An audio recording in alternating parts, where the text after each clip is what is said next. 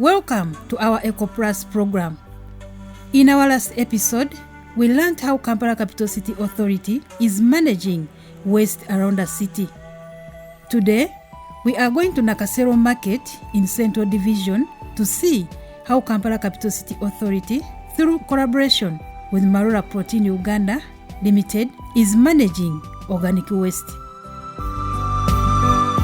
Last year we deal in separating just only organic materials from this waste, and we take them to the company.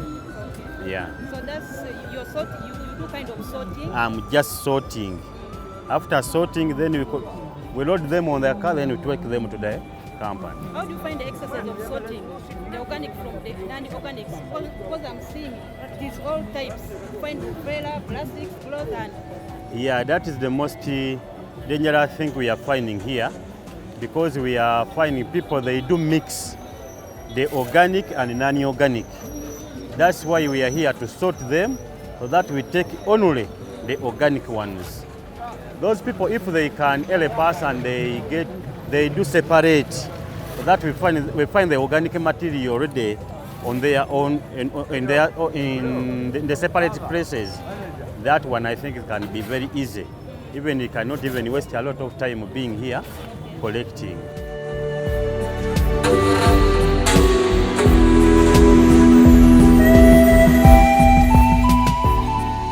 The condition here is very terrible because the cars are passing. If you are not even serious, even the cars, they can knock you because the car space is very small. And even you are seeing here, we are loading. Even in case a car is about to come, it's also going to come to load. It takes and also we take. Like in a day, how many trucks do you take to Protein factory? We usually take one. Okay. Yeah. From only this market or other markets? We collect from 3 markets. From here, after here we go to Usafi and even in Central Market in Nakawa. Yeah.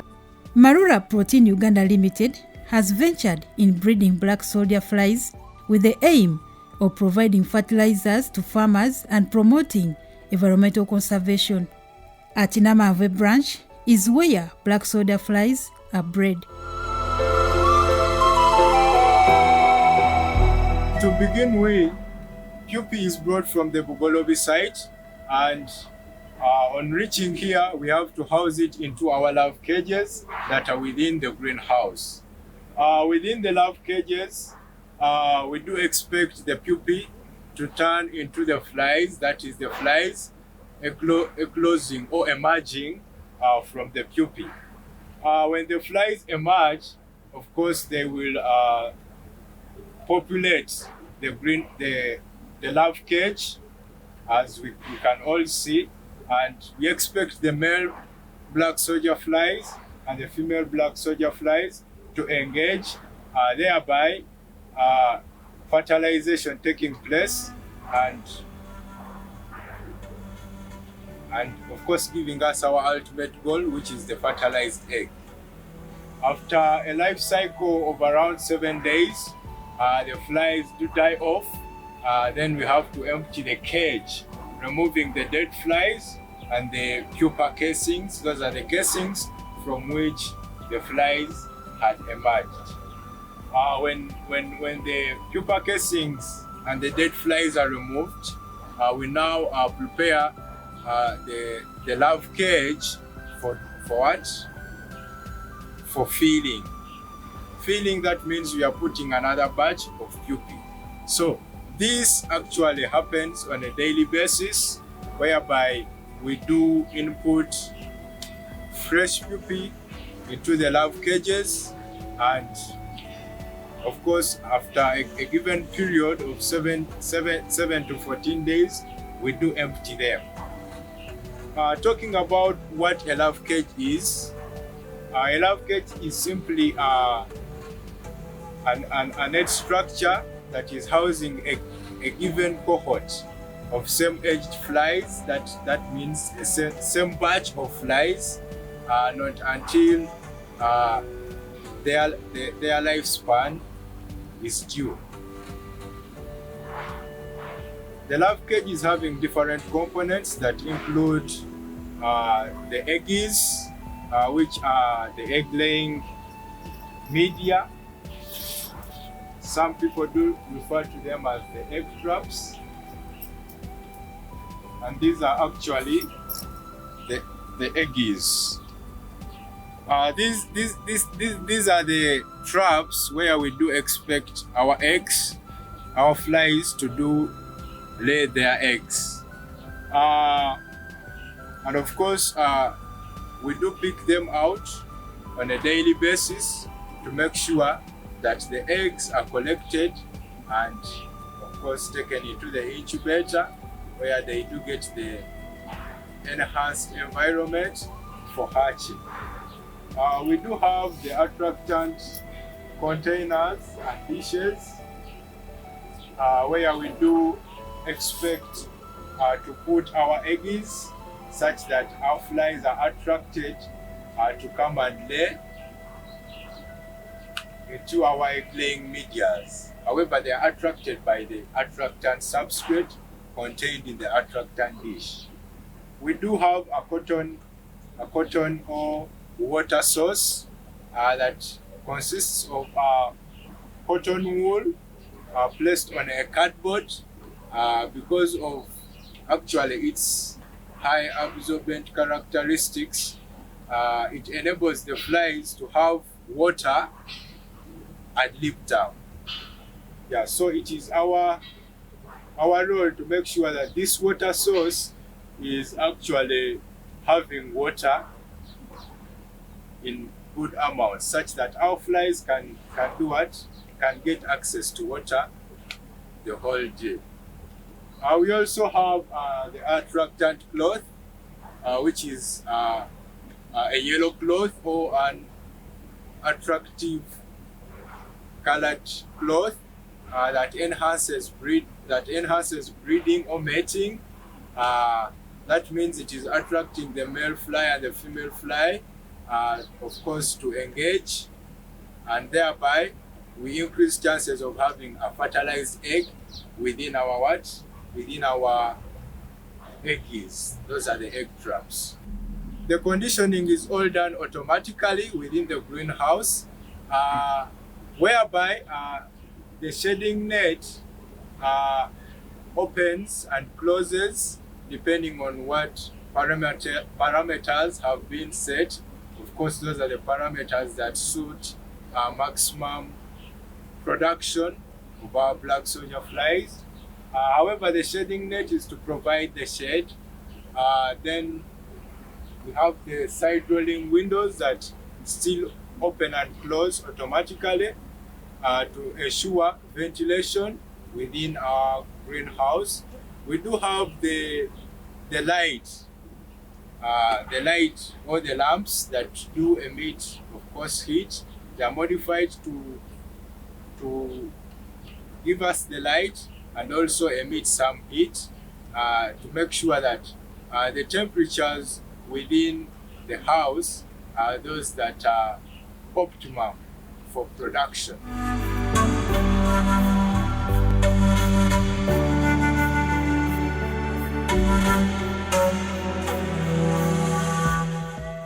From Namamve, baby larvae are taken to the Kampala Capital City Authority Waste Recycling Center in Wankoko, where they are fed on organic waste.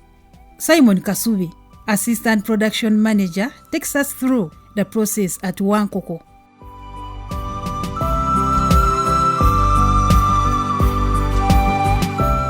Here at Mala Protein, we do deal with organic waste.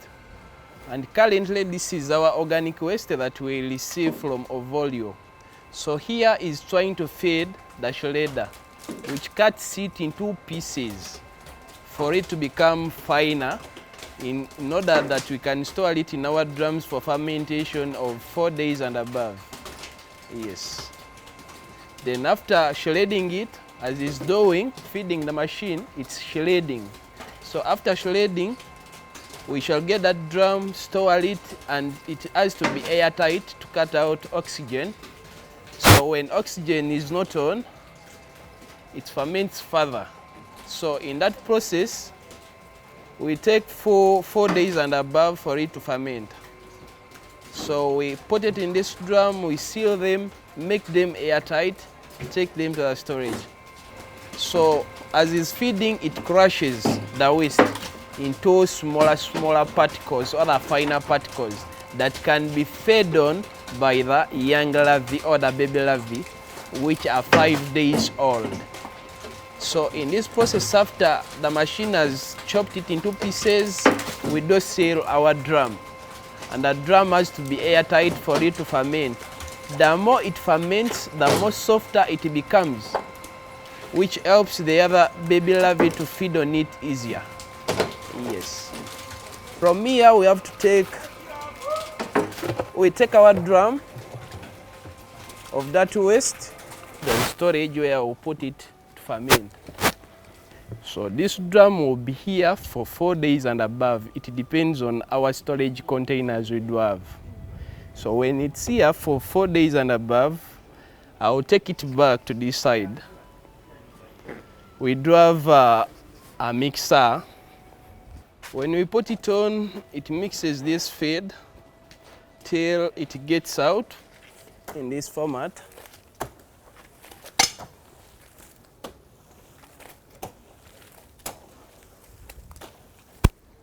And this process is called the inoculation process.